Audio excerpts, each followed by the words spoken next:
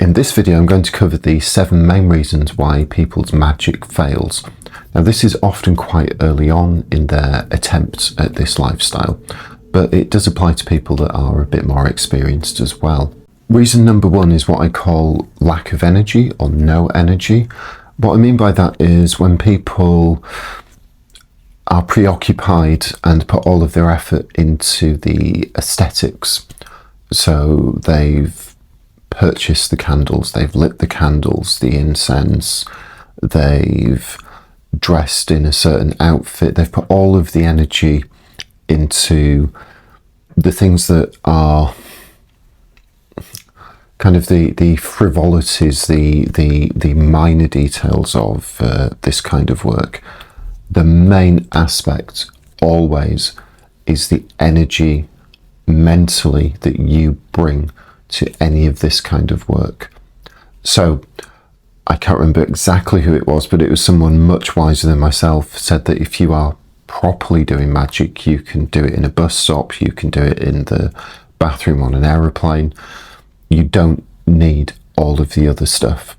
Reason number 2, and I think this is very relevant at the moment, and it's going to increasingly become more and more relevant, is trends. Magic is not a trend, it's a discipline, it's a lifestyle. It's not something that you just choose to do because it's cool. That's often how people get into it, kind of myself in some ways included, but it isn't sort of a costume that you should put on to show off. And particularly where I live, in North London, walking around Camden, sort of, being edgy and being a witch, it's not really what it's about. It's not really going to help you in any way. All it's going to do is pigeonhole you into a certain aspect. And also, going back to point 1, you're putting all the energy into the easy parts, the really easy parts. I could do this video with, makeup around my eyes and a hooded robe and talk in an exaggerated voice. Would it, give any more weight to my experience of what I'm saying? No, but it'd probably get more views and interactions, but I don't really give a fuck about that, to be honest. Reason number 3, consistency.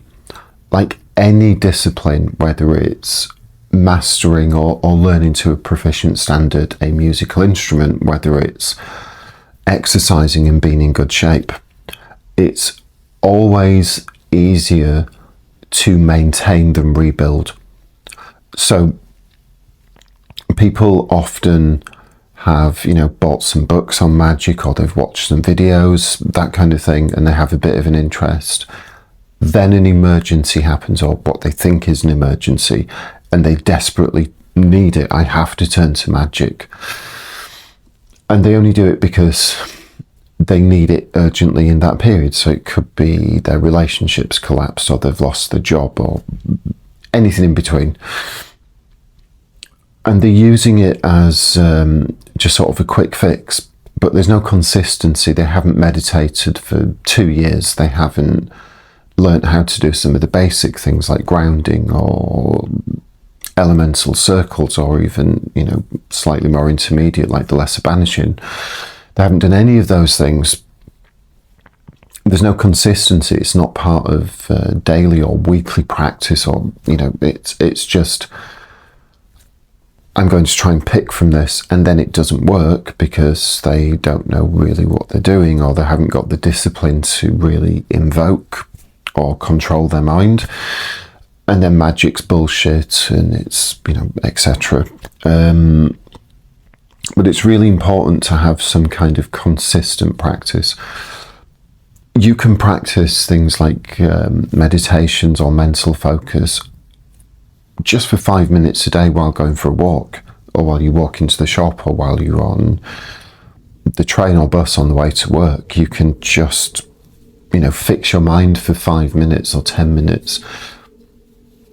10 minutes a day doing that is better than doing nothing for 6 months and then trying to study a whole book and invoke Lilith and Asmodeus when you haven't really got a clue what the hell you're doing. Reason number 4, and this ties into a lot of the other ones that I've just mentioned, but I think offerings is a specific thing that really holds people back. They kind of have the mentality that if they give all the offerings, then they'll get what they want. It's a transactional thing. And it's not really like that. The offerings are tools, and they're more important to us than any of the spirits or the ritual that you're working on. They can be greatly accepted, and it's always fantastic when that happens. But that's really not the point. If you work with Belial, for example, and you give offerings of expensive meats and whiskey and flowers and all of this stuff, but you not only don't believe what you're doing, but you're coming from a position of weakness and desperation. And again, you haven't put the work in. You just think that if you light the candles, give the offerings, then you're going to get a winning lottery ticket. You're deluding yourself, unfortunately. And people that, and I see it a lot, I'm on Etsy, unfortunately, and there are some good people on Etsy, but 9 out of 10 aren't. So you have these promises of, winning lottery ticket spells, and you can become I've seen billionaire, not just millionaire, but billionaire within 2 weeks if you buy this spell for £3.50, and it's like, fuck, like, okay, people are desperate and times are not good at the moment. As I'm recording this video, it's very strange times and it's getting financially difficult for a lot of people.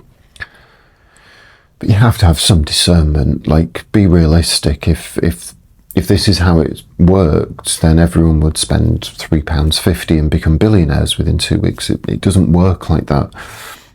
Money spells work, but you have to go through certain systems, and it's always steps that are within reach.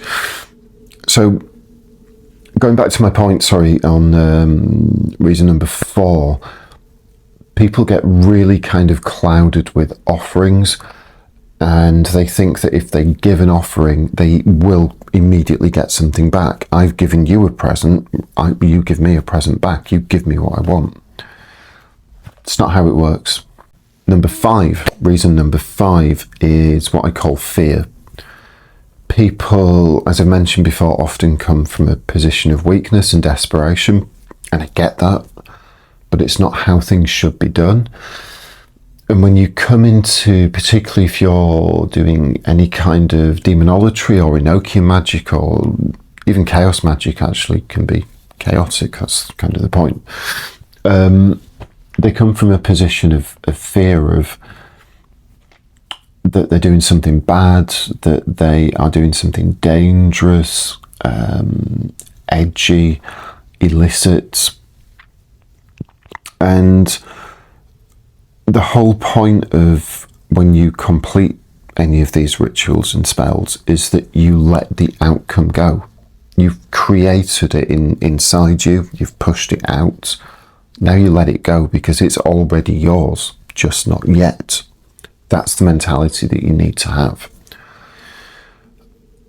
And increasingly I experience people that can't control themselves.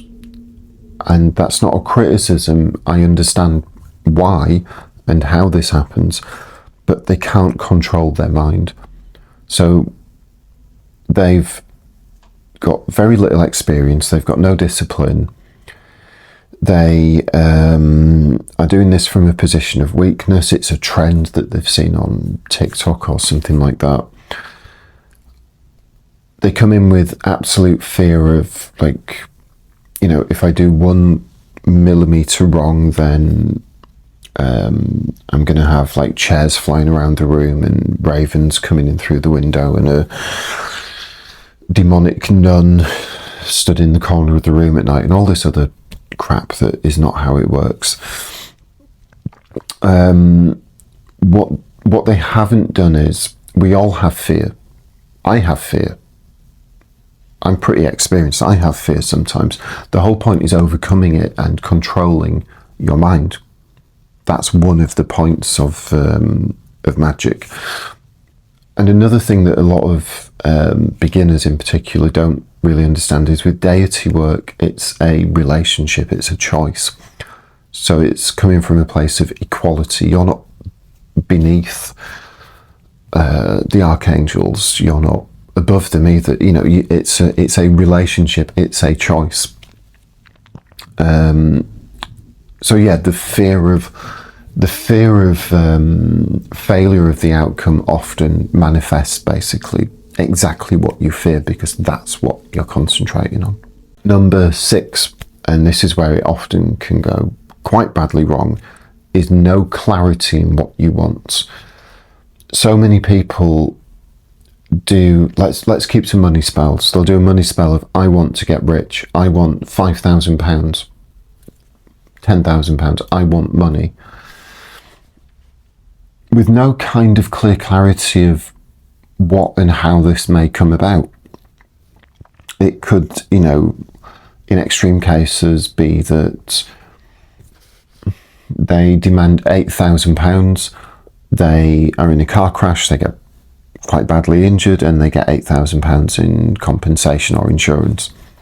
Well, they've got what they wanted, but they stupidly didn't put any stipulations in there of how this happens.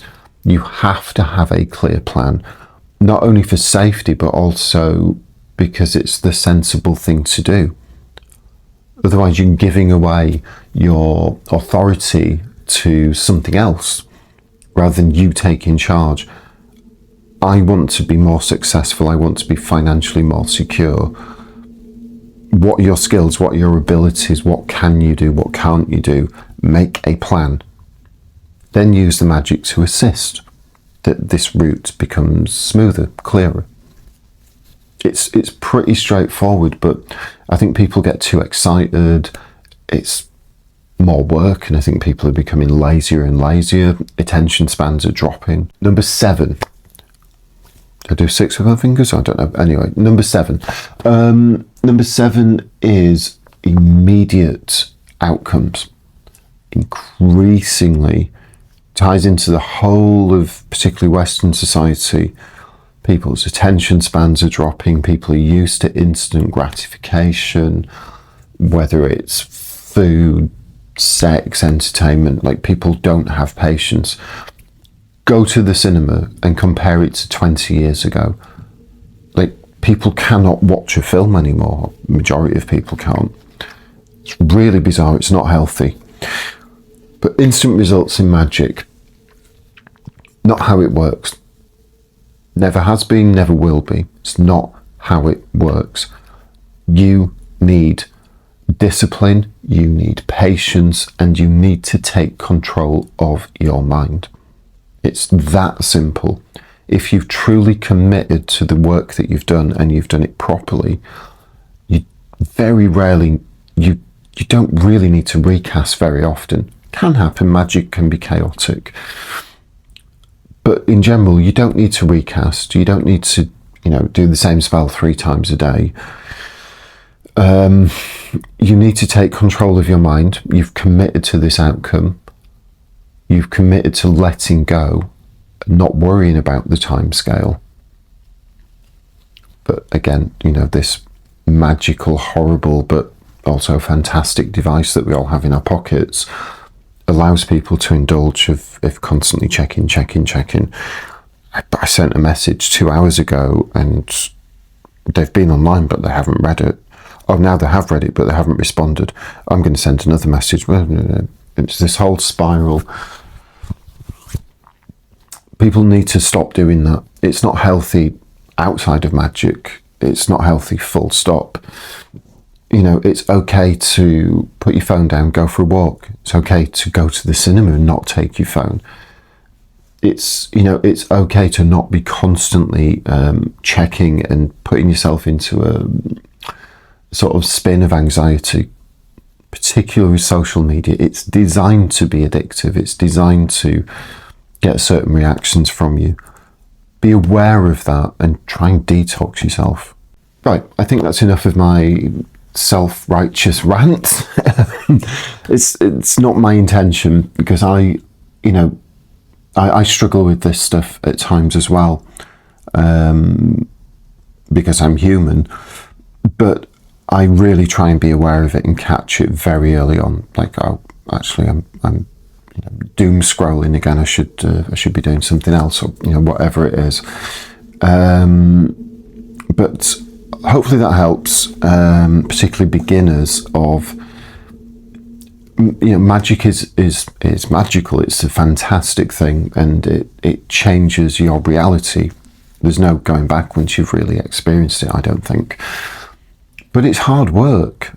It takes discipline. It's like anything. Like I said earlier, it's to learn a musical instrument to a really high level, you kind of have to be a bit weird and just lock yourself away for hours and hours a day and enjoy it, and just have this discipline of throwing yourself into that world.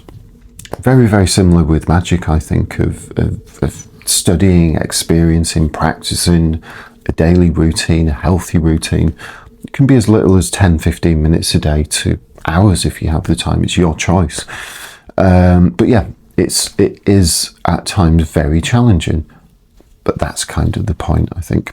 Anyway, thank you for watching, and the usual, press the like button, subscribe, whatever.